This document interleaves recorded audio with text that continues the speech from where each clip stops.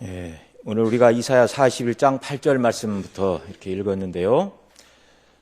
이 이사야 41장은 이스라엘 백성들이 장차 바벨론에 의하여 나라가 망하고 그리고 바벨론의 포로로 끌려가게 될 것을 말씀하고 있고요. 포로로 끌려가고 끝이 아니라 이제 하나님께서 한 사람 곧 고레스라는 이제 새로운 페르시아의 임금을 세워서 그들을 이제 다시금 예루살렘으로 돌아오게 하실 것이다. 이것이 이제 41장 1절로 7절에 기록된 그런 말씀입니다. 그리고 오늘 우리가 읽은 대로 8절 이하에서는 하나님께서 왜 그렇게 하시는지, 어떻게 그런 일이 가능한지에 대해서 우리에게 설명을 해 주시고 있습니다. 바벨론 포로에서 이스라엘이 돌아오게 된다라는 이 말씀을 듣게 될 때 사람의 생각으로는 정말 과연 그런 일이 있을 수 있을까? 이런 의문이 드는 것이 당연한 일입니다. 오늘날 시대를 봐도 고대나 지금이나 마찬가지죠.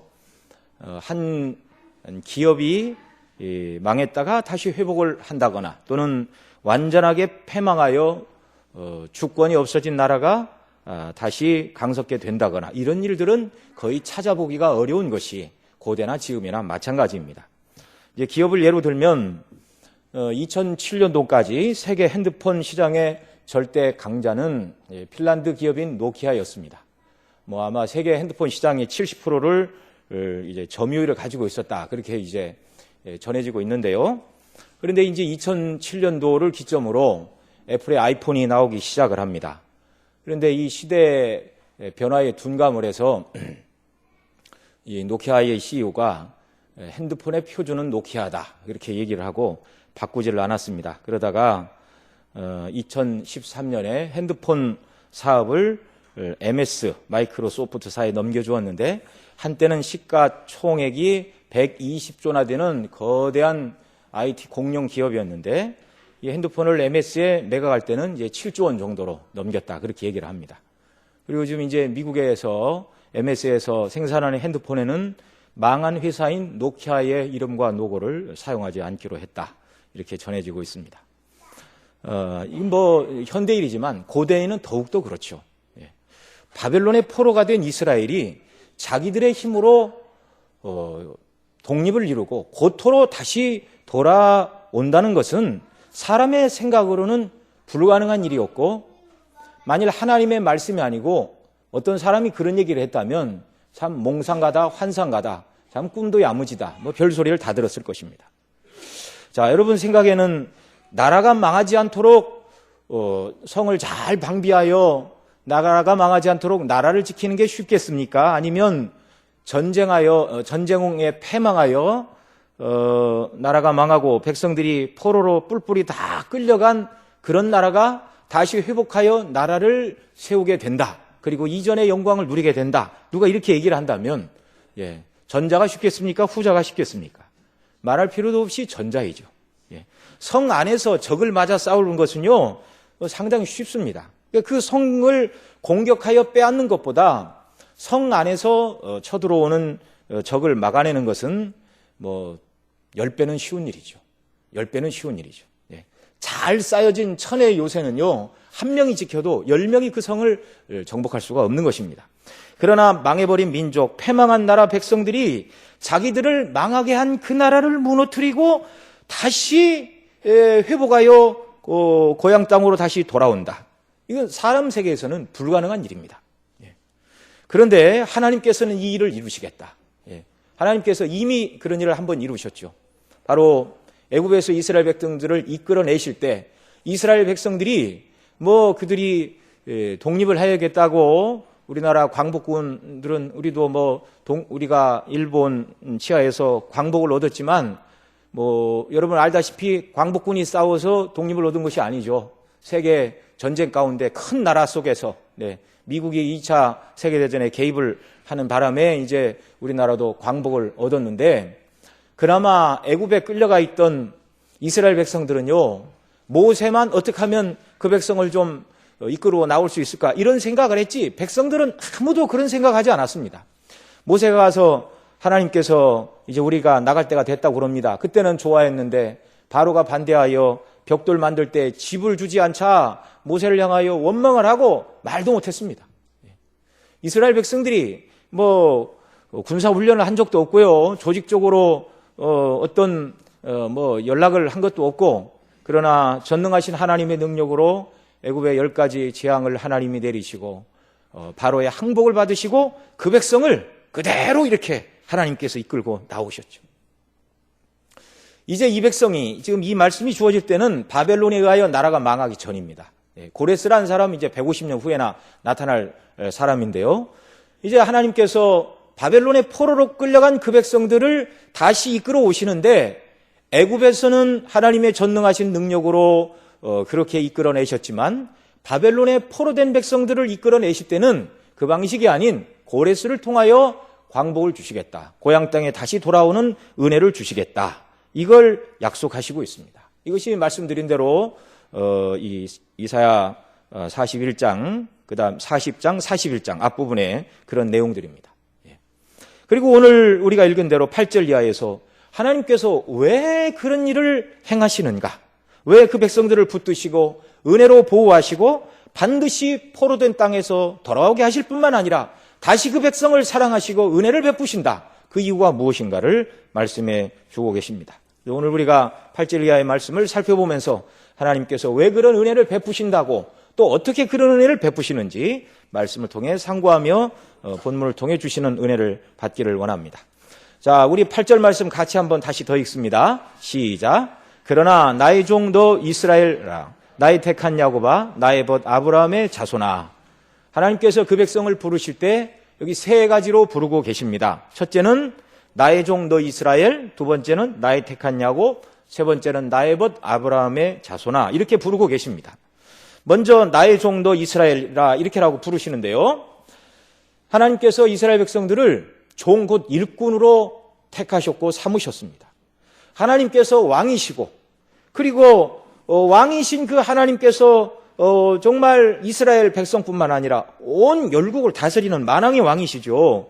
그리고 그 만왕의 왕의 하나님의 심부름꾼, 일꾼으로 하나님이 그 백성을 언약관계 속에서 택하시고 부르셨습니다. 하나님은 한 번 부르신 일꾼을 버리지 않으십니다. 오늘날 이렇게 경제가 어려우니까, 취직이 어려워서 직장을 들어가도 정규직이 아니라 비정규직의 서름에 대한 이야기들이 드라마까지 다 이렇게 만들어지고 있는 그런 시대 아닙니까? 정규직이라 할지라도 회사가 어려우면 구조조정을 해서 이렇게 인원을 감축할 수밖에 없는 것이 현실이고요. 이 세상에서는요, 공무원들이 그나마 좀 낫겠지만 공무원도 나이가 되면 이제 퇴직을 해야 되는 것입니다. 다 이런 걸 생각하면 이 세상에는 다 흔들리는 세상, 변화하는 조건 속에 완전한 것이 하나도 없는데, 그런데 하나님은 너는 내 일꾼이다라고 한 번 약속하시고 부르셨다면 하나님께서 부르신 그 일꾼의 지위는 절대로 취소되거나 변경되지 않는다는 사실입니다. 왜 그런가요? 변치 않는 하나님의 성품, 하나님의 성품 자체가 영원하십니다.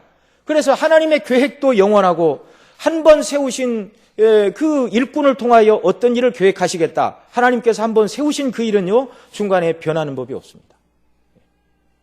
참 놀라운 은혜이죠. 그래서 하나님의 일꾼들은 한 번 부르시고 부족하면 하나님께서 힘 주시고 은혜 주시고, 또 연약에 빠지면 징계하셔서 다시 붙들어 쓰시지, 내가 널 일꾼으로 불렀는데 자격이 없으니 너는 지금부터 끝이다, 그렇게 하지 않으신다는 사실입니다. 자, 두 번째, 하나님께서 그 백성을 부르시는데 나의 택한 야곱아, 이렇게 말합니다. 자, 야곱을 부르실 때 뭐라고 부르신다고요? 나의 택한 야곱아. 하나님이 야곱을 택하셨습니다. 야곱이라는 이름과 그의 또 다른 이름은 이스라엘은 하나님의 백성인 12지파의 별칭입니다. 그러니까 성경에 이스라엘 또는 야곱이라는 말은 하나님의 백성 또는 하나님의 자녀라는 말과 동격으로 사용되고 있는 말인데, 하나님께서 야곱, 이스라엘을 어떻게 당신의 백성, 당신의 자녀로 삼으셨는가? 어떻게 삼으셨다고요? 하나님께서 택하심으로. 나의 택한 야곱아, 이렇게 말씀하고 있습니다. 그래서 사도 바울은 로마서 9장에서 야곱과 에서와 야곱이 태어나기 전에 그 어머니 리브가의 복종에서 이 쌍둥아가 서로 막 이렇게 다투고 있었죠. 예. 그런데 그 어머니가 이같이 싸우면 어떻게 살고, 그건 창세기에 있고요. 그런데 이 둘에 대해서 사도 바울은 로마서 9장에서 이렇게 말합니다. 어떤 선악간의 행위가 전혀 없었을 때 하나님께서 선언적으로 말씀하셨어요. 큰 자가 어린 자를 섬기리라. 그리고 또 말씀하셨습니다. 내가 야곱은 사랑하였고 에서는 미워하였다. 그러니까 어머니 뱃속에 에서와 야곱이 같이 있습니다. 예. 그리고 이 말을 바꾸면 에서와 야곱은 태어나서 어떤 행위로도 하나님 앞에서 잘했다 칭찬받을 만한 일을 한 적도 없고, 또는 그런 일은 마땅하지 않다라고 지탄을 받을 만한 죄를 짓거나 또 허물이 있는 행동을 전혀 하기 이전 상태라 그 말이죠. 그러니까 인간의 선악간에 어떤 것이 작용하지 않았을 때 하나님께서 야곱을 내가 택했다 이렇게 말씀하고 있습니다. 예. 그러니까 하나님의 선택은요, 인간이 무엇을 또 그러니까 이제 어떤 분들은 또 그렇게 얘기해요.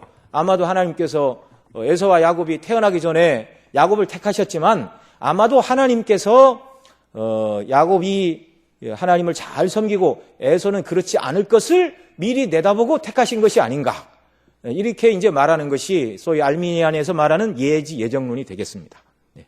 개혁주의 신학은 이렇게 말하지 않죠. 하나님의 택하시면은 조건이 없습니다. 잘 믿을 것 같으니까, 하나님 보시기에 누구는 태어나서 예수님의 복음을 전하면 복음을 받아들이고 예수님을 믿을 것 같으니까 저 사람을 구원하기로 작정을 했다. 그건 선택이 아닙니다. 그렇게 나오면. 하나님의 선택은 아무런 조건이 없습니다. 그래서 사도 바울이 말하고 있죠. 선악간에 어떤 행위가 일절 없을 때 하나님은 주권적으로 큰 자가 작은 자를 섬기리라. 내가 야곱은 사랑하고 에서는 미워했다. 여러분, 인간 됨됨이로 보면 에서와 야곱 중에 누가 더 나이스한 사람입니까? 뭐 거기서 거기겠지만 야곱은 말 그대로 발 뒤꿈치를 잡는 사람이에요. 발 뒤꿈치를 잡는 사람. 아버지를 속이고 형님을 속이고, 인간적으로 보면 세상의 인간성을 놓고 본다 그러면 야곱보다는 에서가 훨씬 사나이답다 이렇게 말할 것입니다. 그런 것이 조건이 되지 않습니다. 하나님의 택하시면. 하나님께서 나의 택한 야곱아, 이 말은 너희의 연약과 허물 때문에 내가 너를 버리지 않는다, 이 말씀입니다. 내가 너희를 택할 때 너희의 선함과 의로움을 보고 내 백성 내 자녀를 삼은 것이 아니고, 이런 일이 있기 전에 내가 너희를 내 백성 내 자녀로 택하지 않았느냐, 이 말씀입니다. 그러니 인간의 연약과 허물 때문에 이스라엘 백성들이 바벨론에 나라가 망하고 포로로 끌려가는 그런 일이 있게 될 것이지만, 사람의 연약과 허물 때문에 하나님께서 그 백성을 완전히 버리시는 일은 없고, 오히려 고난을 통한 징계 후에 그 백성을 언약의 하나님께서 다시금 회복시켜 주신다, 이렇게 말씀하고 계신 것이죠. 하나님의 징계는 잠깐이요 은총은 영원한 것입니다. 죄로 인하여 하나님이 그들을 징계하사 고난을 당할 것이지만 회복시키시고 처음에 그 백성을 향하여 품으신 하나님의 뜻은 변함이 없다라는 사실입니다. 자, 8절에서 세 번째로 하나님께서 그 백성을 부르시되 뭐라고 부르고 계시죠? 나의 벗 아브라함의 자손아, 이렇게 부르고 계십니다. 나의 벗 아브라함의 자손아. 하나님께서 아브라함을 벗이라 칭해 주셨습니다. 참 인간으로서 하나님의 벗이라는 칭호를 듣는 것만큼 황송하면서도 영광스러운 일이 또 어디에 있겠습니까? 우리가 오전에도 하나님 나라의 핵심, 하나님 나라에서 우리가 덧입는다, 그 덧입는 것이 핵심이 하나님과의 교제라고 말씀을 드렸는데요, 바로 이 벗이라는 말의 핵심이 바로 그것입니다. 벗은요, 사랑의 관계이고 비밀이 없습니다. 사랑 속에 친밀한 교제의 관계가 바로 벗의 관계입니다. 하나님께서 아브라함을 그렇게 부르셨고 아브라함의 후손인 저와 여러분에게도 이런 은혜를 주신다는 말씀이죠. 과거 아브라함을 벗으로 대해주신 하나님께서 이제 그의 후손들에게도 다시금 너희는 나의 벗 아브라함의 자손들이 아니냐, 이제 내가 아브라함에게 했던 것처럼 너희들에게도 나를 너희들의 벗으로 너희들에게 드러내고 너희들을 벗처럼 삼아주시겠다, 이렇게 말씀하고 계시죠. 자, 하나님께서 아브라함에게 벗삼으신 일이 어떻게 기록이 되고 있습니까? 창세기 18장에 보면 자식이 없어 낙담해 있는 아브라함과 그 남편 사라에게 하나님이 찾아가셔서 여호와께 능치 못한 일이 있겠느냐? 기한이 이를 때에 내가 내게로 돌아오리니 사라에게 아들이 있으리라. 그렇게 말씀하시고 이제 그들을 떠나 소돔성으로 가시다가 그 다음 17절에 이렇게 말씀합니다. 여호와께서 가라사대 나의 하려는 것을 아브라함에게 숨기겠느냐?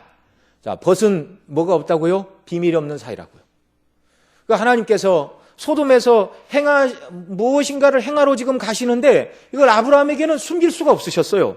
그래서 소돔과 고모라의 죄악 때문에 그들을 찾아간다 말씀하셨고, 이때 아브라함이 어떻게 하나님 아버지 악인과 의인을 함께 멸하실 수 있습니까? 만약에 그 성 중에 의인 50을 찾으시면 어떻게 하시겠습니까? 그러자 하나님께서 의인 50 있어도 멸하지 않겠다. 그러자 45인 40인 내려가서 맨 마지막에 10명 찾으시면 어찌하시겠습니까? 이렇게 여쭐 때 의인 10명만 있어도 내가 그 성을 멸하지 않겠다. 하나님께서 말씀해 주셨죠. 이게 벗의 관계입니다. 하나님께서 하시려는 일을 다 보여주시고 또 그의 조카 롯을 위하여 아브라함의 간청을 들으시고 의인 10명만 있어도 그 성을 멸하지 않겠다. 교제 가운데 약속해 주시고 결국 다른 사람 다 망했을지라도 아브라함과 같은 믿음을 가지고 있던 롯과 그의 가정은 하나님께서 구원해 주셨습니다. 이제 하나님께서 벗으로 삼으시고 은혜를 주셨던 아브라함뿐만 아니라 그의 후손들에게도 아브라함에게 비밀을 밝혀주셨던 것처럼 이사야를 통해 훗날 되어질 일들을 그 백성에게 밝혀주고 계시지요. 밝혀주시는 그 비밀의 내용이 뭡니까? 너희들이 장차 바벨론에 의하여 나라가 망하고 포로로 끌려가게 될 것이지만 그러고 끝이 아니다. 다시금 돌아오게 될 것이다. 왜냐하면 내가 여전히 너희를 사랑하는 언약의 하나님이고 너희는 나의 백성이고 나의 벗 아브라함의 자손이 아니냐. 그래서 훗날에 될 비밀을 너희에게 가르쳐주고 다시금 너희를 이 고토로 돌아오게 하여 내가 너희를 다시 사랑하고 너희에게 은혜를 베풀어 줄 것이다. 이렇게 하나님은 야곱 곧 이스라엘, 하나님의 일꾼, 하나님의 백성, 하나님의 자녀, 더 나아가 하나님과 친밀한 교제 속에 비밀이 없는 사랑의 관계인 벗으로 아브라함뿐만 아니라 그의 후손들을 불러주셨습니다. 여러분, 이런 얘기를 들으면 참 아브라함은 복된 사람이고 이스라엘 백성들도 하나님의 벗으로 이렇게 부르심을 받았으니 참 복되고 부러운 존재다. 예, 여러분 유대인이 부러우십니까? 혈통적 유대인은 아무것도 아닙니다. 아브라함만 하나님의 벗이 아닙니다. 저와 여러분도 우리 주 예수 그리스도, 우리 주님의 친구인 줄 믿습니다. 너무 염치 없고 황송한 말이지만 사실입니다. 제 말이 아니고요. 요한복음 15장 찾아보겠습니다. 신약성경 요한복음 15장 13절로 15절, 신약성경 대략 174면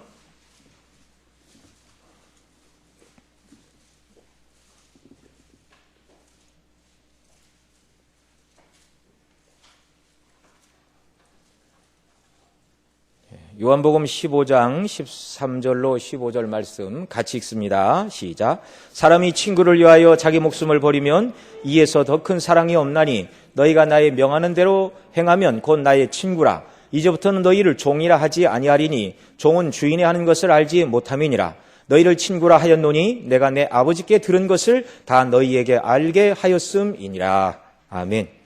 여기 우리가 읽은 요한복음 15장 13절로 15절에서도 아브라함을 벗으로 부르신 그 벗의 관계가 사랑의 관계이고 비밀이 없는 관계라고 말씀을 드렸는데 그 두 관계를 여기 다 설명해 주고 있습니다. 13절에 사람이 친구를 위하여 자기 목숨을 버리면 이에 더 큰 사랑이 없나니 이렇게 말하고 있는데, 여러분 친구를 위하여 목숨을 버린 분이 누구지요? 우리 주님입니다. 우리를 친구라 부르시고 우리를 위하여 주님께서 목숨을 버리셨어요. 그리고 너희가 나의 명하는 대로 행하면 곧 나의 친구라. 그 예수님의 복음의 은혜를 깨닫고 그분께 순종할 때 우리를 위하여 죽어주신 친구 되신 예수님이 실제적으로 친구됨의 자격은 예수님이 죽으심으로 우리에게 부여됐지만 친구됨의 권세를 실질적으로 누리는 것은 주님과의 인격적인 관계 속에서 누리게 되는데요. 너희가 나의 명대로 행하면 곧 예수님을 믿고 순종할 때 친구 관계 속으로 확 들어가게 된다는 것입니다. 그러면서 15절에 분명히 말씀하시죠. 이제부터는 너희를 종이라 하지 아니하리니 종은 주인의 하는 것을 알지 못함이라. 주인은요, 종과는 의논하지 않아요. 그저 종에게는 주인의 계획과 뜻을 따라 뭐 할 뿐이지요? 명령할 뿐입니다. 일을 지시할 뿐입니다. 그런데 벗에게는 그렇게 하지 않아요. 의논을 합니다. 너희를 친구라 하였노니, 자, 그러면서 주님 말씀하시죠. 내가 너희를 친구라 부른 이유가 무엇인가? 13절에서는 친구를, 너희를 위하여 목숨을 버리고 사랑을 주었으니 너희는 내 친구다. 뿐만 아니라 두 번째, 친구의 핵심인 비밀이 없는 관계인데, 내가 아버지께 들은 것을 다 너희에게 알게 하였음이라. 그래서 예수님 자신이 우리에게 친구가 되어 주셨습니다. 너무 황송하고 염치가 없는 얘기지만, 우리가 쪼른다고 될 수 있는 일도 아니지만 주님이 이런 은혜를 우리에게 베풀어 주셨어요. 친구인 우리를 위하여 십자가에 못 박혀 죽어주셨고 구원의 길을 여셨고, 그래서 그 예수님을 믿고 따르는 자들에게 성경을 통하여, 이 제자들에게는 직접 말씀하셨지만 오늘 우리에게는 기록된 하나님의 말씀을 통하여 하늘에 속한 모든 비밀을 다 우리에게 가르쳐 주셨습니다. 어떤 관계이기에 이런 비밀을 다 들려주시고 가르쳐 주셨다고요? 친구이니까. 얼마나 하나님이 우리를 높여주시고 주님이 우리를 얼마나 선대해 주십니까? 그래서 주님께서 가르쳐 주신 이 말씀을 통하여 우리가 하나님 앞에 죄인이었었는데 정말 죄인임을 깨닫고 이 죄로부터 우리 힘으로는 구원받을 수 없는데 친구이신 예수님이, 그분은 사람임과 동시에 하나님으로서 완전한 대속을 이루신 우리의 구주임을 알게 하셨고, 그 예수님을 믿으면 자녀 삼아주시고 이 땅에서 하나님의 자녀로 살 뿐만 아니라 영원한 천국에 대한 산 소망을 우리에게 주셨습니다. 얼마나 더 큰 은혜를 우리에게 주실 수 있나요? 아브라함을 친구로 부르신 하나님께서 아브라함의 믿음을 따라 예수님 믿는 저와 여러분도 참 사랑의 관계요, 비밀이 없는 친구 관계로 주님이 우리를 불러주셨다. 찬송가에도 보면 주님께서 우리를 친구 삼아주셨다, 이런 찬송을 부를 때는요, 그냥 가슴속으로 좀 뜨끔뜨끔하죠. 우리가 뭔데 어떻게 주님을 친구라 감히 부를 수 있는가?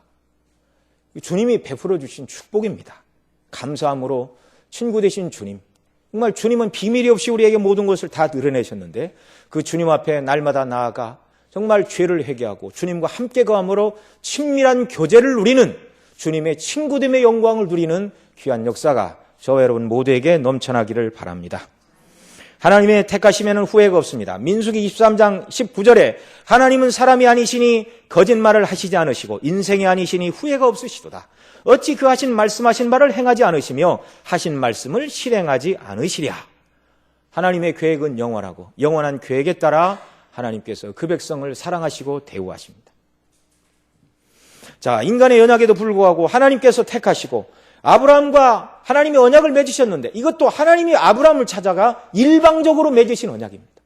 창세기 15장에 보면 쪼갠 재물 사이에 이렇게 횃불이 지나감으로, 고대 언약을 맺는 방식이 그거였죠. 이렇게 재물을 양쪽에 쪼개놓고 언약의 당사자 둘이 이렇게 지나갑니다.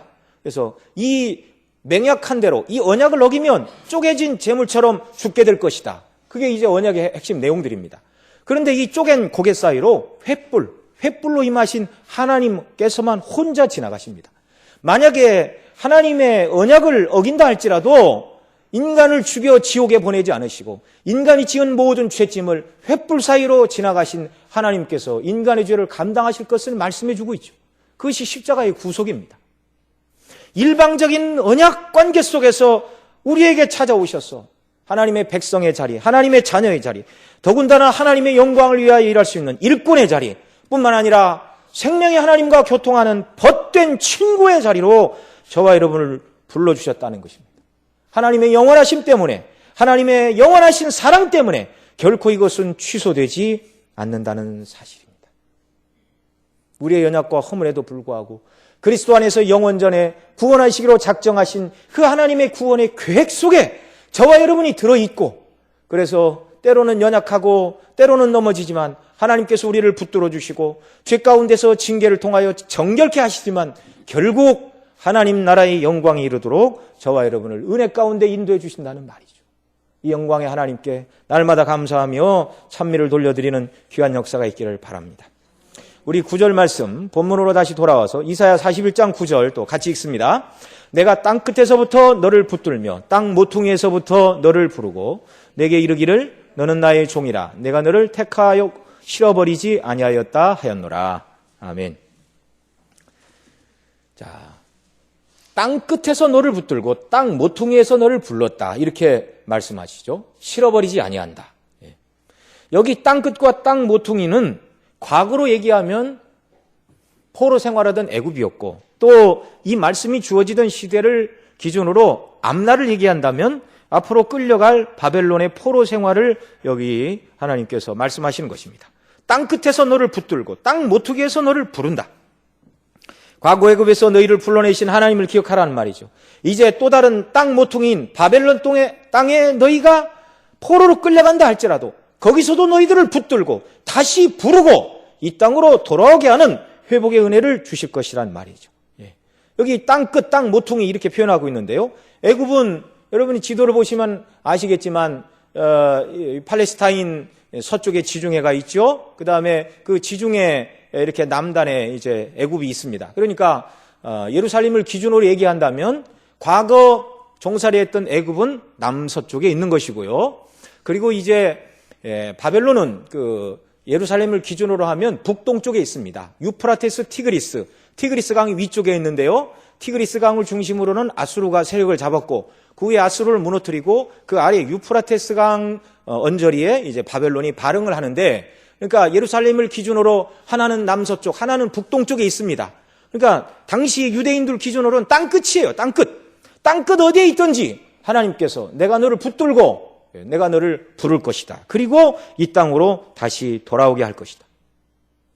과거 출애굽 때도 이스라엘이 아무것도 행한 것이 없이 하나님께서 그 백성에 회복의 은혜를 주셨던 것처럼 바벨론의 포로로 끌려간다 할지라도 너는 나의 종이요 내가 너를 실어버리지 아니하니 회복시켜 주실 것이다. 이렇게 말씀하고 계십니다.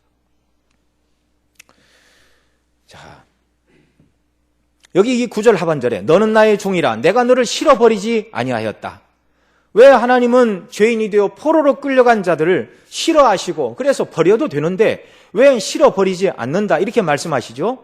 우리가 8절에 살펴본 대로 하나님께서 언약 백성으로 부르셨고 일꾼 삼으셨고 벗으로 삼으신 그 하나님의 영원한 언약과 하나님의 영원하신 성품과 사랑 때문이라고 말씀을 드렸는데 그러한다 할지라도 이스라엘 백성들의 죄의 문제를 내버려 두고는 그렇게 하실 수는 없는 것이었습니다. 죄인을 계속 사랑하고 돌봐주시기로 하셨다면 그에 합당한 죄의 문제에 대한 처리가 없이는 절대로 내가 너를 실어버리지 아니하였다 이렇게 말씀할 수가 없다는 말이죠. 그러니까 죄로 말미암아 포로로 끌려간 그들을 실어버리지 아니하신다 이렇게 말씀하시는 이유는 하나님의 언약 때문에 그 백성을 보호하시되 그 언약을 이루시기 위하여 하나님께서 싫어할 수밖에 없는 그들이 가지고 있는 죄악된 요소를 하나님께서 친히 해결해 주실 것이다 이 말씀이죠. 이스라엘이 죄를 지으면 구약시대는 성소에 나아가 번제를 드리고 용서를 구했는데 여러분 그것은 여러분이 다 아시는 바처럼 참된 희생 제물, 속죄의 제물이신 그리스도의 십자가의 모형이고 상징들이었습니다. 하나님은 그리스도 안에서 구약 백성들의 죄를 예수님의 십자가에서 처리하실 것이기 때문에 오늘 저와 여러분으로 설명을 한다면 이미 하나님께서 그리스도 예수 안에서 우리의 더러운 모든 죄의 문제를 해결해 버리셨기 때문에 예수님 믿는 저와 여러분을 어떤 경우에도 실어버리지 아니한다 말씀하고 계십니다. 죄 자체는 하나님 앞에서 가증스럽고 혐오스러운 것입니다. 미운 것입니다. 죄는 거룩하신 하나님을 대적하고 분노하게 하는 것입니다. 그런 것이 유다 백성들에게 있었고 또 우리에게 있었지만 우리의 모든 죄를 우리 주님께서 십자가에서 저와 여러분의 죄짐을 다 짊어지시고 하나님께서 우리에게 내려야 될 모든 죄에 대한 분노와 죄의 형벌을 예수님의 십자가에서 다 쏟아부으셨고 예수님은 다 받아내셨습니다. 그리고 예수님 운명하실 때 말씀하셨죠. 다 이루었다. 저와 여러분의 영원한 지옥 형벌의 죄짐이 예수님의 십자가에서 무한하신 하나님의 아들이 십자가에서 고난받으시고 죽으심을 통하여 죄의 문제가 깨끗이 해결되었다고 말씀하고 있습니다. 오늘날도 하나님께서는 그리스도 밖에 있는 자들에게는 율법을 수혜하신 신의 산에 거룩하고 두려운 심판의 하나님으로 임하사 그들의 죄에 대하여 진노하시고, 그래서 예수님 믿지 않고 회개치 않는 자들은 영원한 지옥 형벌을 면할 길이 없는 것입니다. 그러한다 할지라도 예수님 믿는 저와 여러분에게는 그리스도께서 흘리신 보혈의 피, 우리를 구속하신 갈보리 언덕의 사랑을 가지고 하나님께서 우리를 찾아오사 예수님 때문에 죄 없다 하시고 실어버리지 않으시고 사랑하는 백성으로 품에 안으시고 은혜를 주시는 것이죠. 예수님 때문에 하나님께서 저와 여러분을 실어버리지 않으시고 사랑하는 자녀로, 그리고 8절에서 살펴본 것처럼 교제를 나누는 친밀한 친구의 관계로 주님이 우리를 불러주셨다는 사실입니다. 우리 10절 말씀 또 같이 읽습니다. 두려워 말라, 내가 너와 함께함이니라. 놀라지 말라, 나는 내 하나님이 됨이니라. 내가 너를 굳세게 하리라. 참으로 너를 도와주리라. 참으로 나의 의로운 오른손으로 너를 붙들리라. 네. 이 말씀은 많이 들어보셨죠? 예, 이렇게 성경 암송을 좋아하시는 분들은 아마 이 구절 정도는 암송하고 계시지 않을까, 그런 생각이 드는데요. 예. 자, 두려워 말라, 내가 너와 함께 함이니라. 참, 이 두려운 환경을 우리가 자주 만나잖아요. 연약한 인생이. 그럴 때마다 이런 말씀들이 얼마나 우리에게 힘이 되는지 모릅니다. 예, 원문은 내가 너와 함께하니 두려워 말라. 그런데 우리말 성경은요, 강조를 해놓고 있어요. 두려워 말라. 예, 두려워 말아야 될 이유가 무엇이죠? 하나님 말씀하십니다. 내가 너와 함께함이니라. 놀라지도 말라. 왜요? 나는 너의 하나님이 됨이니라. 내가 너를 굳세게 하리라. 참으로 너를 도와주리라. 나의 의로운 손으로 너를 붙들리라. 이게 하나님이 그 손으로 우리를 붙들어 주신다는데 우리가 두려워할 이유가 없죠. 두려워 말라. 내가 너와 함께함이니라. 정말 두려워할 만한 형편과 처지를 자주 만나는 연약한 저와 여러분들에게 얼마나 위로와 용기가 되는 말씀인지 모릅니다. 여러분, 두려워 말라. 내가 너와 함께함이니라. 두려워하지 말라는 이유, 하나님이 함께 하신다. 이 하나님이 함께 하신다는 것을 신약의 표현으로 바꾸면 무엇입니까? 임마누엘입니다. 임마누엘. 하나님이 우리와 함께 하신다. 하나님의 함께 하심을 누리는 자는요, 아무것도 두려워할 것이 없습니다. 전능하신 하나님이 내 편이신데 내가 무엇을 두려워할 필요가 있습니까? 여러분, 어린아이들도요, 이렇게 길을 가다 보면 이제 동네 형들도 무섭고 지나가는 이만한 강아지도 무섭고, 그러나 아버지 손을 딱 잡고 가면 이 어린아이들도 두려워하지 않습니다. 왜요? 최소한 개가 달려와도 아버지가 최소한 나를 품에 안을 것이다. 아버지가 물리면 물렸지 나를 물리게 놔두지는 않을 것이다. 이런 믿음이 아들에게 있는 거예요. 네. 동네 형들이 이렇게 지나가다가 불러서 꿀밤을 한 대 먹였다 할지라도 아버지와 함께 가는 아들은요, 두려워할 필요가 없어요. 비록 그 전날 그 형한테 무슨 잘못을 해서 1대1로 만나면 큰 야단을 맞을 일이라도, 허물이가 있다 할지라도 아버지가 있는데 동네 형이 나를 때리겠습니까? 두려워 말라 말씀하시는 하나님. 왜? 내가 너와 함께 하겠다. 이 하나님의 약속을 여러분 마음속 깊이 받아들이고 믿으시기 바랍니다. 어떠한 경우가 있어도 그리스도 예수 안에 있는 저와 여러분을 하나님이 버려두시는 일이 없습니다. 9절에서는 실어버리지 않는다. 그 표현이 그들의 죄를 그리스도 안에서 용서하실 것을 포함하는 말씀이라고 설명을 드렸는데요. 그들의 죄의 문제를 해결하실 뿐만 아니라 죄의 문제를 해결해 주신 그 백성에게 임마누엘의 축복을 말씀하고 있습니다. 우리 주님은 승천하시면서 마태복음 28장에 보면 그 임마누엘의 축복을 말씀해 주시죠. 그러므로 너희는 가서 모든 족속들로 제자를 삼아 아버지와 아들과 성령의 이름으로 내가 너희에게 분부한 모든 것을 가르쳐 지키게 하라. 볼지어다 세상 끝날까지 너희와 함께 할지어다.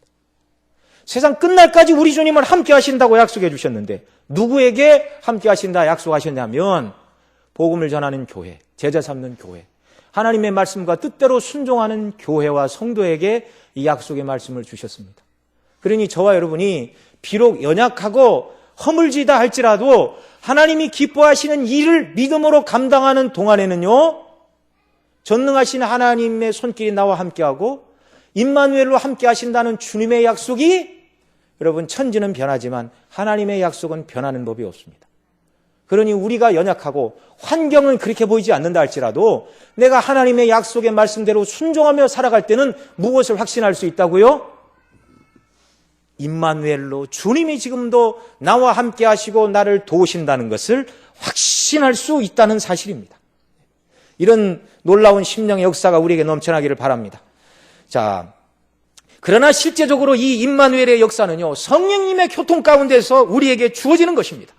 십자가의 대속의 은혜를 묵상하고 받은 바 구원을 생각하는 심령 속에 성령께서 감화하여 주시고, 그래서 이 구속의 은혜를 깊이 깨달은 사람의 입속에서 터져나오는 말이 하나님을 향하여 아바, 아버지라 부르는 것입니다. 참 나의 아버지, 참 나의 아버지. 그 아버지가 나에 함께 계신다. 구원의 하나님, 구원의 주님이 나와 함께 계신다. 그런데 그분이 다름 아닌 나의 하늘 아버지시다. 성령께서 역사하시면 십자가의 대속의 은혜를 기뻐할 뿐만 아니라 하나님을 아바, 아버지라 부르고 즐거움과 기쁨으로 주님을 섬기며 성령 안에서 하나님과 교통하는 임마누엘의 복락을 주시는데, 이런 놀라운 은혜를 하나님께서 저와 여러분의 심령 속에 예수님의 십자가의 은혜를 늘 깊이 생각하고 묵상하는 저와 여러분의 심령 속에 한량없이 넘치도록 이런 은혜를 부어주시기를 바랍니다. 자, 임마누엘 하나님께서 이스라엘을 붙들어 주시면서 뭐라고 말씀하시는가? 그 하나님의 오른손을 10절 마지막 부분에 뭐라고 말씀하시죠? 나의 어떤 손으로? 의로운 오른손으로 너를 붙들리라. 예. 여러분, 오른손은요, 하나님의 우편에 앉아 계시다가 우리 승천하신 주님이 하나님 보좌 우편에 계신다 이렇게 말하고 있는데요, 오른쪽은 능력의 장중을 표현하는 말입니다. 하나님의 오른손, 그러면 하나님의 강한 손, 하나님의 능력의 손, 하나님의 전능한 손, 그러니까 어떤 존재도 대항하고 거스릴 수 없는 전능하신 하나님의 손, 이걸 오른손이다 이렇게 말합니다. 이 전능하신 하나님의 능력의 손으로 붙으실 뿐만 아니라 이 오른손을 또 뭐라고 표현을 하고 있죠? 의로운 오른손이다 이렇게 말하고 있습니다. 전능하신 손인데 의까지 겸비한 손이다 이 말이죠.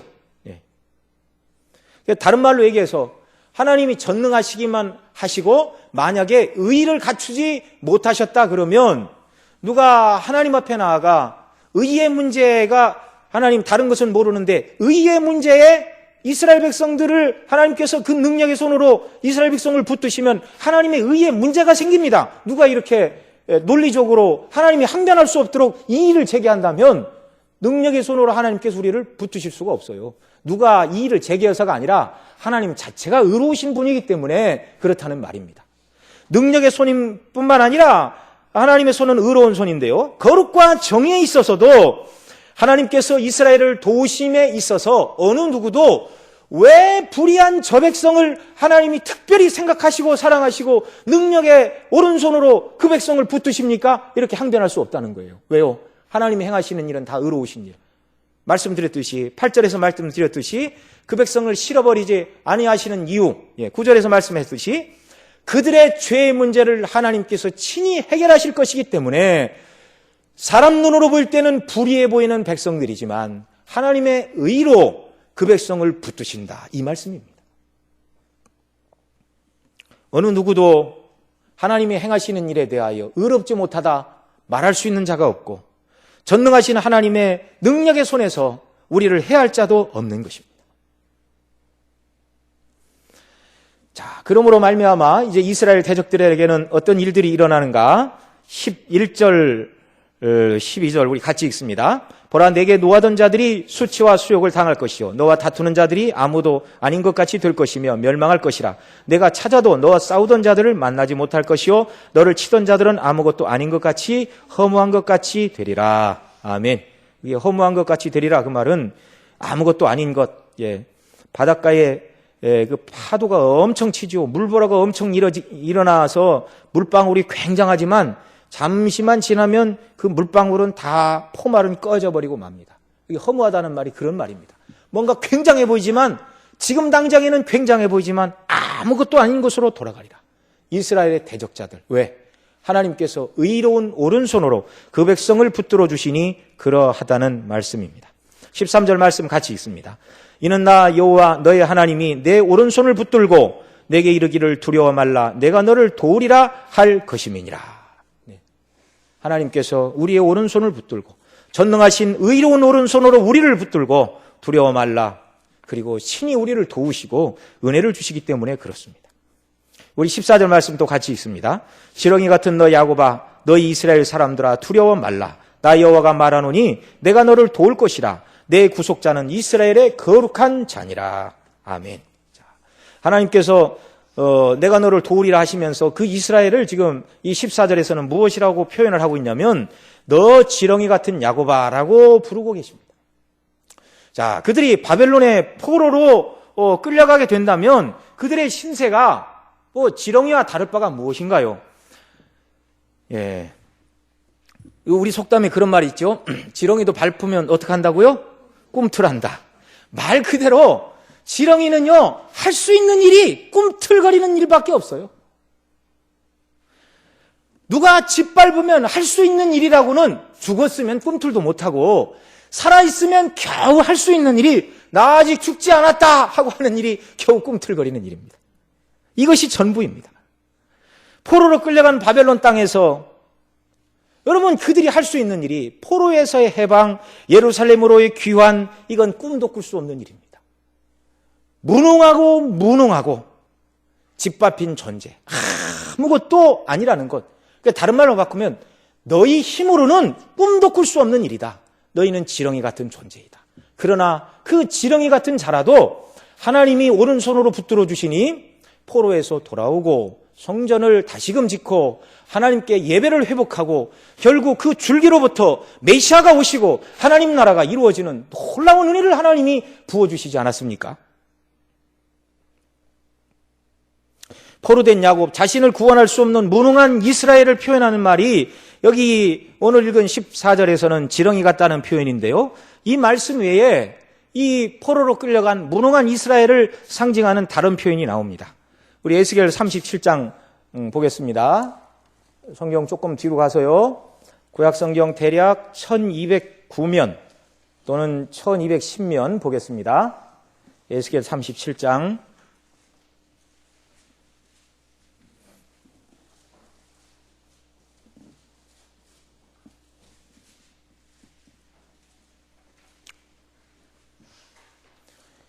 에스겔 37장 1절 우리 14절까지 한 목소리로 함께 읽겠습니다. 여호와께서 권능으로 내게 임하시고 그 신으로 나를 데리고 가서 골짜기 가운데 두셨는데 거기 뼈가 가득하더라. 나를 그 뼈 사방으로 지나게 하시기로 본즉 그 골짜기 지면에 뼈가 심이 많고 아주 말랐더라. 그가 내게 이르시되 인자야 이 뼈들이 능히 살겠느냐 하시기로 내가 대답하되 주 여호와여 주께서 아시나이다. 또 내게 이르시되 너는 이 모든 뼈에 대언하여 이르기를 너희 마른 뼈들아 여호와의 말씀을 들을지어다. 주 여호와께서 이 뼈들에게 말씀하시기를 내가 생기로 너희에게 들어가게 하리니 너희가 살리라. 너희 위에 힘줄을 두고 살을 입히고 가죽으로 덮고 너희 속에 생기를 두리니 너희가 살리라. 또 나를 여호와인 줄 알리라 하셨다 하라. 이에 내가 명을 조차 대언하니 대언할 때 소리가 나고 움직이더니 이 뼈 저 뼈가 들어맞아서 뼈들이 서로 연락하더라. 내가 또 보니 그 뼈에 힘줄이 생기고 살이 오르며 그 위에 가죽이 덮이나 그 속에 생기는 없더라. 또 내게 이르시되 인자야 너는 생기를 대언하여 대언하라. 생기에게 대언하여 이르기를 주 여호와의 말씀에 생기야 사방에서부터 와서 이 사망을 당한 자에게 불어서 살게 하라 하셨다 하라. 이에 내가 그 명한 대로 대언하였더니 생기가 그들에게 들어가매 그들이 곧 살아 일어나서 서는데 극히 큰 군대더라. 또 내게 이르시되 인자야 이 뼈들은 이스라엘 온 족속이라. 그들이 이르기를 우리의 뼈들이 말랐고 우리의 소망이 없어졌으니 우리는 다 멸절되었다 하느니라. 그러므로 너는 대언하여 그들에게 이르기를 주 여호와의 말씀에 내 백성들아 내가 너희 무덤을 열고 너희로 거기서 나오게 하고 이스라엘 땅으로 들어가게 하리라. 내 백성아 내가 너희 무덤을 열고 너희로 거기서 나오게 한즉 너희가 나를 여호와인 줄 알리라. 내가 또 내 신을 너희 속에 두어 너희로 살게 하겠고 내가 또 너희를 너희 고토에 거하게 하리니 나 여호와가 이 일을 말하고 이룬 줄을 너희가 알리라. 나 여호와의 말이니라 하셨다 하라. 아멘. 그 11절 보면 또 내게 이르시되 인자야 이 뼈들은 이스라엘 온 족속이라. 자, 이 에스골 골짜기에 가득한 마른 뼈가 가득한 그 환상, 그 뼈들이 무엇이라고 지금 하나님 말씀하고 계시죠? 이스라엘 온 족속이라. 그들이 이르기를 우리의 뼈들이 말랐고 우리의 소망이 없어졌으니 우리는 다 멸절되었다 하느니라. 이 골짜기에 가득한 뼈 무더기들. 이 뼈는 뭡니까? 사람이 이미 죽어서 썩고 말라 비틀어진 뼈다귀를 말하는 것입니다. 이 뼈는요, 생명의 호흡이 하나도 없는 완전히 죽은 모습입니다. 그 뼈가 사람 몸에서 나왔다 할지라도 아무것도 살아있지가 않습니다. 그죠? 나무, 돌, 나뭇가지, 그거와 전혀 다른 것이 없는 것이 이 마른 뼈다귀입니다. 포로된 이스라엘은 비유로 말하자면 이미 죽어서 뼈밖에 남은 것이 없는 생명의 소망이 전혀 없는 자라 이 말이죠. 이제 숨이 금방 멎어서 그런 사람은 살아날 가능성이 있겠죠. 금방 숨이 멎어서 그럼에도 불구하고 못 살아나니 사망 판정을 내린 정도가 아니라 살과 뼈와 내장과 모든 골수가 다 흙으로 돌아가 버려 남은 것이라고는 뼈밖에 없는, 이것이 이스라엘의 현실이란 말이죠. 뭐 살았어야 고향으로도 돌아오죠. 에스겔이 본 이 환상 속에 골짜기에 뼈가 가득했다 이렇게 말하고 있어요. 사람이 죽어서 살은 다 썩어버린 뼈, 그 뼈가 골짜기에 가득하게 있다 한들 무슨 유익이 있겠습니까? 포로로 끌려가 있는 유대인 무리가 아무리 많다 해도 결국 마른 뼈 무리와 같은데 무슨 소망이 있겠습니까? 그런데 하나님은 그 마른 뼈에 불과한 이스라엘을 산 사람으로 살리셔서 군대로 회복하여 주리라. 에스겔의 환상 가운데 에스겔이 하나님의 말씀에 따라 대언을 하자 뼈가 들어맞고 연락하여 살이 오르고 가죽이 덮이고 생기에 대언하자 사방에서 생기가 불어와 살게 되었는데 극히 큰 군대를 이루게 되었다. 하나님의 명령을 위하여 싸우는 군대가 되었다. 이렇게 말씀하고 있는 것이죠. 이 일은 우리가 읽은 대로 에스겔 30장 14절에 보면 하나님의 성령의 역사로 말미암아 이런 일이 일어날 것을 말씀해 주고 있습니다. 자, 하나님께서 능력에 충만하신 전능하신 손으로 우리를 도우신다면 마른 뼈와 같고 지렁이 같은 이스라엘, 오늘 본문 10절 14절에 계속해서 두려워 말라 말씀하시고 아수르도 바벨론도 그 어느 대적도 두려워할 대상이 아니라는 것입니다. 내가 너를 도우리라라는 말씀, 두려워 말라라를 10절 14절에서 내가 너를 도우리라를 10절에서 한 번, 13절에서 한 번, 14절에서 또 한 번 내가 너를 도우리라, 전능하신 의로운 오른손으로 너를 도우리라고 거듭거듭 하나님께서 말씀하고 계십니다. 모세 손에 들린 지팡이는요, 다른 지팡이와 다를 바가 없는 똑같은 나무였습니다. 그러나 하나님께서 그 지팡이를 사용하시니 모세가 그 지팡이를 들어 홍해를 가리키자 바다를 가리키는 표적이 되었습니다. 지렁이 같고 마른 뼈 같은 포로된 이스라엘도 하나님이 도우실 것이니 두려워할 것이 없고 다시 고토로 돌아와 하나님을 섬기며 회복되는 은혜를 주신다는 말이죠. 아론의 쌍난 지팡이도 마찬가지입니다. 나머지 11지파의 두령들이 들고 온 지팡이와 똑같이 죽은 생명 없는 지팡이였습니다. 그런데 하나님께서 이것을 지성소 안에 두라 말씀하실 때, 법궤 앞에 두라 말씀하실 때 다음날 봤더니 아론의 지팡이에 우미 돋고 순이 나고 꽃이 피어 하룻밤 사이에 살구 열매가 맺혔더라. 이렇게 말씀하고 있죠. 이게 하나님의 능력입니다. 그러니 저와 여러분도 하나님께서 명하시고 기뻐하시는 일을 할 때 현재 나의 처지와 형편이 정말 연약하고 별 볼 일 없고, 그래서 성경에 있는 대로 지렁이와 같고 에스겔 37장에 말하는 것처럼 아무것도 할 수 없는 마른 뼈와 같은 처지라 할지라도 하나님께서 당신의 백성된 이스라엘, 곧 예수님 안에 있는 저와 여러분을 도와주시고 붙들어 주시면, 오늘 우리가 이사야 41장을 읽었는데요, 바로 앞에 40장 마지막 절 보면, 이 수요일마다 제가 지금 계속해서 이 부분을 좀 강론해 오고 있었는데요, 40장 31절에 보면 이렇게 말씀합니다. 오직 여호와를 앙망하는 자는 새 힘을 얻으리니 독수리여 날래치며 올라감 같을 것이다.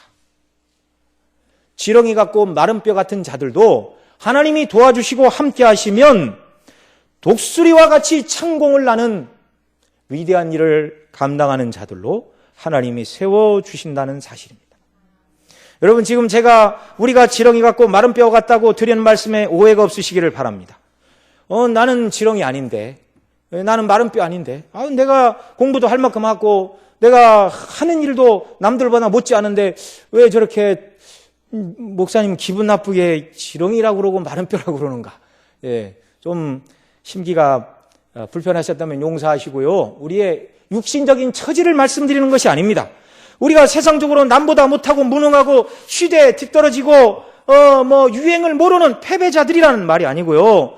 세상의 학문과 명예와 부와 권세를 다 움켜쥐었다 할지라도 그것 자체로는 하나님 앞에서 아무런 의미가 없다는 말이고, 세상적으로 지렁이요 마른 뼈라는 말이 아니고 영적으로 그리스도 밖에 있을 때 저와 여러분이 모두가 다 하나님 앞에서 영적으로 지렁이 같고 아무것도 할 수 없는 마른 뼈와 같은 자들이었다는 사실입니다. 왜요? 하나님께서 기뻐하시는 생명에 속한 일은 알지도 못하고 누가 가르쳐 주어도 그런 일에 관심이 없어요. 거듭나기 이전에는. 선한 일을 행할 능력도 없고 관심도 없는 지렁이요 마른 뼈와 같은 자들입니다. 과거 저와 여러분 모두가 그랬죠. 그리스도 밖에서 하늘에 속한 구원과 영적인 일, 하나님의 두려운 심판, 그 심판을 면하고 구원 얻는 길, 전혀 관심이 없었어요.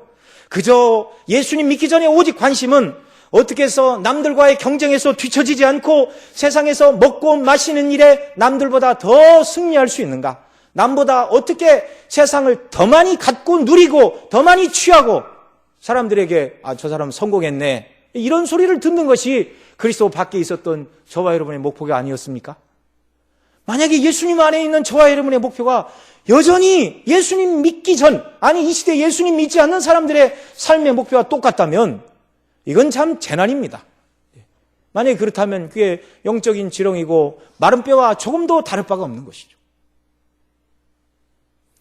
세상에서 먹고 마시고 세상을 즐기는 것으로 이것에 우리의 모든 것을 다 걸고, 오늘날 사람들은 올인이다 이렇게 얘기를 하는데요, 그것에 모든 것을 다 쏟아 부었다면 세상 끝남과 동시에 영원한 멸망과 형벌밖에 다른 것을 기대할 수가 없는 자들이었습니다. 그런데 하나님께서 저와 여러분을 영원전에 택하셨고 복음을 듣게 하시고 예수님 믿고 하나님의 자녀로, 하나님의 일꾼으로 하나님과 영광스러운 교제를 나누는 벗으로 불러주셨다는 사실입니다. 그리고 친구 되신 주님과 교제하며 하늘의 산 소망을 바라보며 하나님의 이름의 영광과 그 나라와 뜻을 위해 살아가는 복된 자들로 불러주셨습니다. 여러분, 우리가 우리 자신을 생각할 때 내가 하나님이 기뻐하실 만한 일을 어떻게 잘 감당할 수 있을까? 나는 능력이 없습니다. 정말 우리의 영적인 현실을 봐도 때때로는 하나님이 기뻐하시는 일을 할 수 없는 마른 뼈와 같고 정말 능력이 하나도 없는 지렁이와 같다는 생각이 들 때가 있겠죠. 들어야 마땅하고요. 그러나 그런다 할지라도 낙심하지 마시기 바랍니다. 왜냐하면 하나님께서는 그렇게 무능한 지렁이와 같은 야곱, 마른 뼈와 같은 이스라엘을 그의 전능의 의로운 오른손으로 붙들어 주셔서 독수리의 날개치며 올라가 하나님의 나라를 이룰 일꾼들로 만들어 주신다 약속하고 계십니다. 주님이 베푸신 구원뿐만 아니라 이 구원받은 사람들이 어떻게 살기를 하나님이 원하시는가? 성경을 통하여, 오늘도 본문을 통하여 말씀하시는 하나님의 음성, 우리를 향하여 간절히 부르시는 하나님의 이 마음을 헤아리는 귀한 역사가 있기를 바랍니다.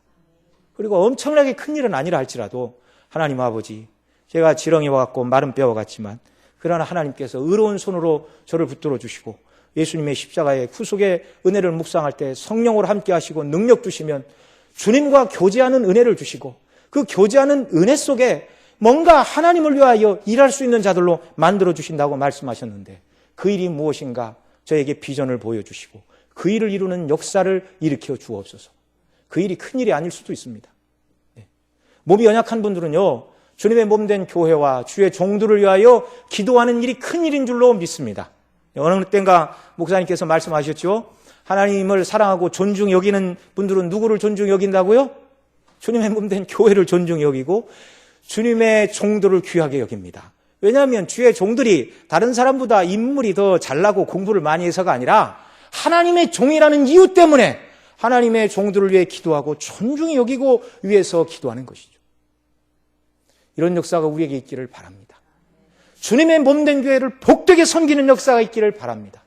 이것이 우리가 자녀들에게 물려줄 수 있는 가장 큰 신앙의 유산이요, 또 이런 섬김으로 하나님 앞에 나오는 자들에게 하나님께서 아브라함을 버리라 부르시고 우리 주님이 우리를 친구라 부르시고 교제하신 것처럼 풍성한 교제를 누리며 더욱더 하늘에 속한 이 산 소망을 가지고 이 땅을 살아가며 주의 영광을 위하여 힘있게 일하는 백성들로 저희들을 세워주실 줄로 믿습니다. 기도하시겠습니다. 하나님 아버지, 고맙고 감사합니다. 예수님 안에서 우리에게 베풀어 주시고 베풀어 주신 이 귀하고 크고 존귀한 은혜가 무엇인가 더 알기를 원합니다. 날마다 배우고 확신한 일에 거하게 하시고, 그래서 하나님을 아는 만큼 하나님과 교제하고 하나님과 교제하는 만큼 더욱더 힘을 얻고 능력의 오른손으로 우리를 붙드시는 하나님의 도우심 속에 정말 창공을 나는 독수리와 같이 하나님의 기뻐하시는 일을 잘 감당하는 귀한 성도님들 다 되도록 은혜 위에 은혜로 함께하여 주옵소서. 우리 구주 예수님의 이름으로 기도드리옵나이다.